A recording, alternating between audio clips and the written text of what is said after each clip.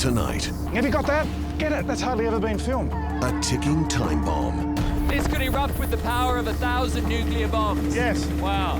Right on our doorstep. If Rabaul erupted in a supervolcano explosion, we'd be finished in Australia. In this special edition, we take you inside the danger zone. Whoa! It's erupting right now. This is Sunday Night. Live across Australia, Chris Barth and Mike Munro. Hi and welcome to Sunday Night. Also coming up, the prison boot camp getting real results. Keep going, girls. Keep pushing ourselves. It's just up here. Just up here. It's the wake-up call these women needed. I can do it. Okay. No matter what I've done or where I've been, I can do it. Yes, you can. And we'll meet a family of fighters who we know will touch your hearts. First, these kids lost their dad to cancer. Now, mum too has been struck down. Some days I'm so angry. Some days it hurts so much because I don't understand why it has to hit my girls twice. But let's begin with the monster on our doorstep. To say this volcano is simmering is an understatement. It's angry and now threatening to blow its top. But when it does, we all could share the pain. Our guest reporter is adventurer Michael Davey. Volcanoes are the most powerful of all natural events. We can't predict when they can erupt.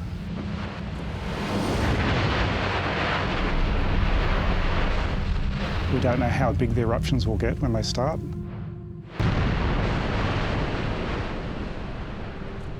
One-fifth of everyone in the world lives in a volcanic zone.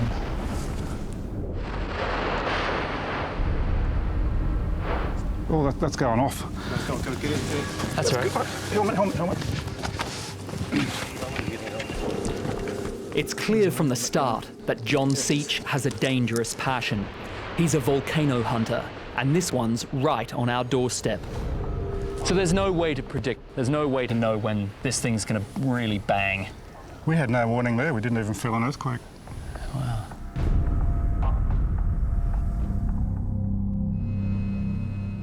Now John is taking us to one of the most active volcanic regions on Earth, the island of New Britain off the coast of Papua New Guinea.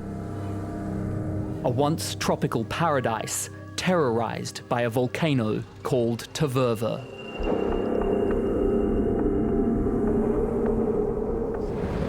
Hey, stop, look at this. Look over here. Look at that. Oh, wow. Gee, it's close.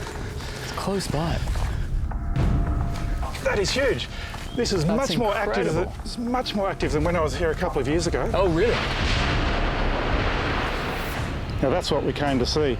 This sort of thing turns volcanologists green with envy. We're more than 5 kilometres away.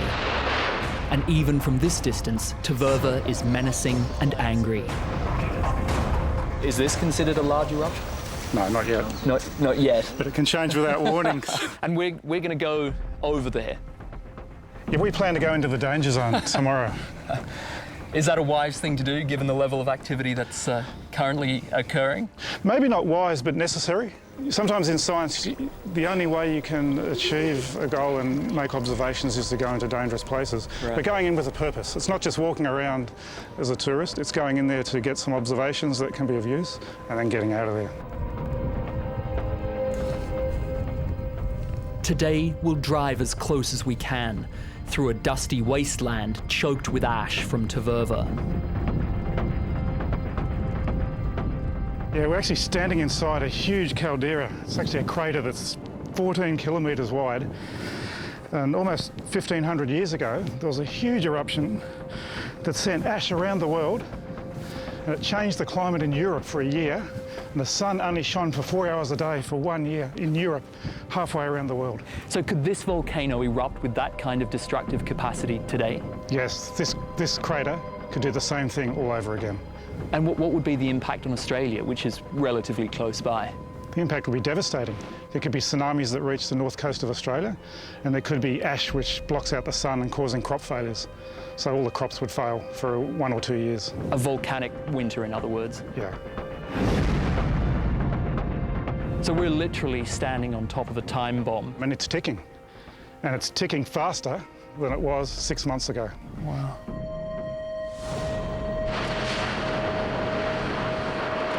I can just sort of hear like a tinkling, like raindrops. What is that? Yeah, that's the lava bombs falling onto the side of the crater. Big rocks. Big rocks, they might weigh half a tonne.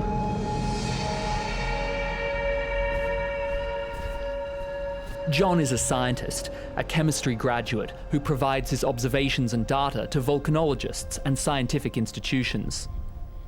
I first got my passion for chasing volcanoes about 20 years ago when I was living in the South Pacific. And I saw a volcano rising out of the sea, and that's when I got hooked. Whoa, look at those rocks. He's been to and studied more than 120 volcanoes. He goes where others don't. Dodging lava is part of the job. These are his home videos. I like them all. There's no such thing as a bad eruption. A sobering thought as above us, Tavurvur continues to roar. Oh, lightning, have you got that? Get it, that's hardly ever been filmed. Go for it, just on the main plume. Just get that lightning, damn it. That is so rare. In the 1994 eruption, 2 people were killed by lightning. So the volcano creates its own weather system, which generates lightning? Yeah, it's actually not really known how it creates the lightning, but that's a hazard. If we're over there tomorrow and that happens again, we can be struck down by lightning. That is amazing, that is so rare. You've seen something that is so rare. That's made my week, seeing that. We retreat for the day and check in at the closest hotel to the volcano. Jesus, it's a mess. Yeah. It's pretty different to last time I saw it. Yeah? Looks like a war zone. Looks like some sort of tidal waves come in. They're digging out after a massive volcanic mudslide. This is your hotel? Yes, ma'am. What happened here? What a mess. Major devastation, isn't it? It really is.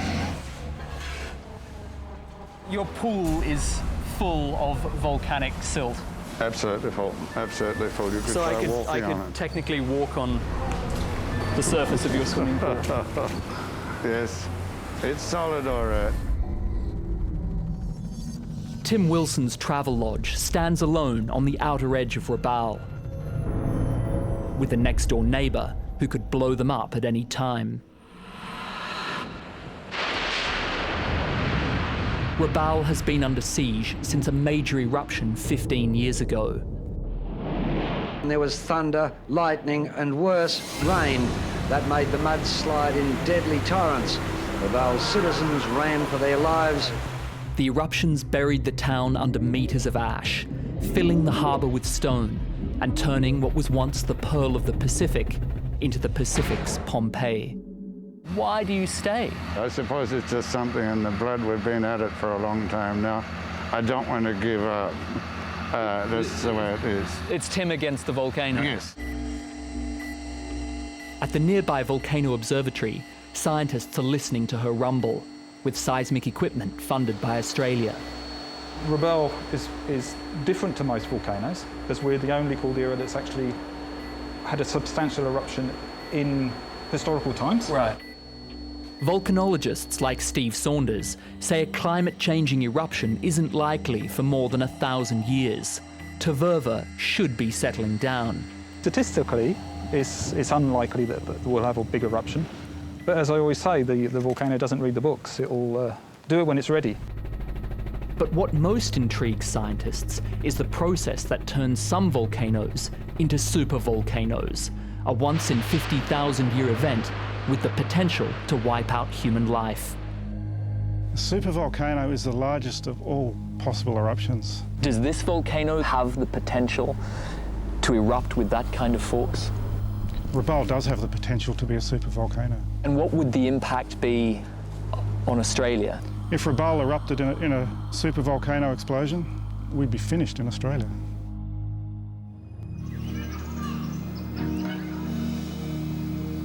On the nearby island of Murut Pit, The locals have one of the most extraordinary views on the planet.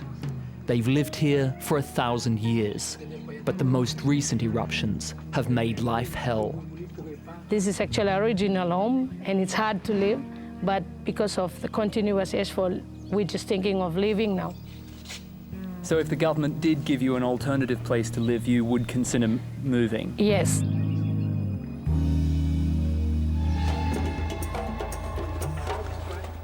The hardy megapod bird is the only resident of Rabaul at peace with the volcano. Volcano bird.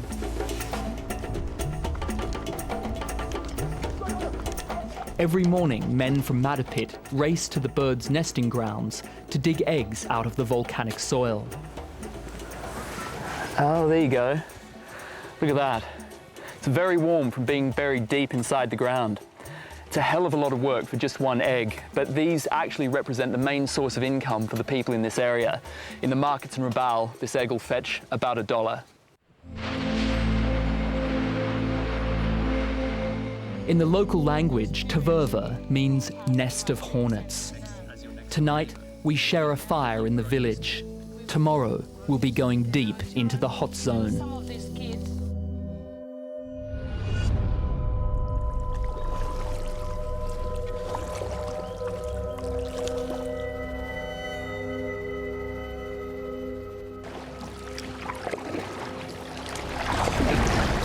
Most people flee volcanic eruptions. We're paddling right into one. I think our plan for today is very simple. We're going to stay here for no more than an hour. We're going to go up to this area of smoking ground and we're going to make observations about what's happening along this fracture. All right, well, this is it. Getting closer.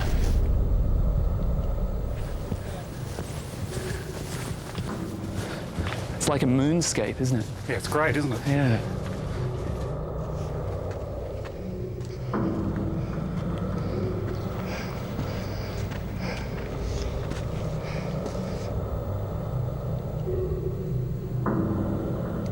All around us, the mountain is smouldering. The ground gets hotter with every step.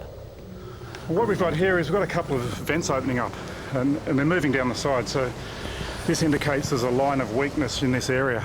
Now, the concern for the volcano and the people is that these vents may be moving down the hill. Have you seen this line of weakness before? Is this something new? This has happened within the last 6 months, I'd say.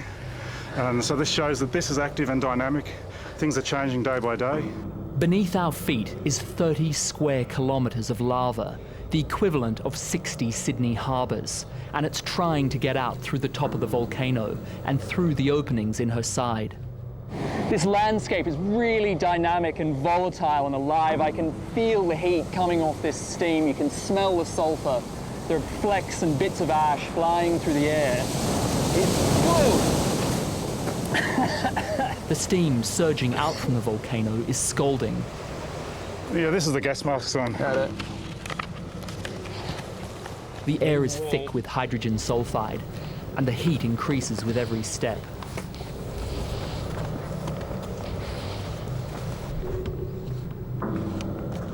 This is what it's all about. And I just love the scientific discovery and just the whole experience. It makes you feel sort of alive and humble at the same time to be in the presence of something so massive and so powerful. And privileged. Yeah, that's right. We're standing here and there's no one else around. Yeah. We've just got this show to ourselves. Yeah.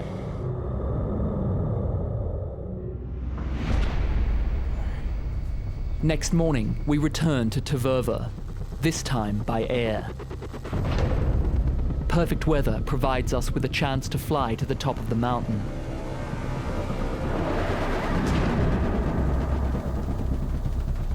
That is just staggeringly beautiful. I'm not sure I've ever seen anything quite so beautiful in my life. It seems to be shooting out from a couple of different vents. Are we safe here? Pilot's making a break for it.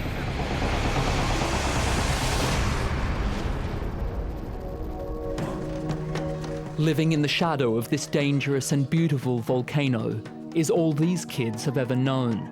Statistically, they'll face another powerful eruption within their lifetime. I'm not really sure why they're here. I think a lot of the people They wish the volcano didn't erupt. It's annoyance to them more than anything. They would prefer that this thing went back to sleep for 50 years. Life here couldn't be more precarious.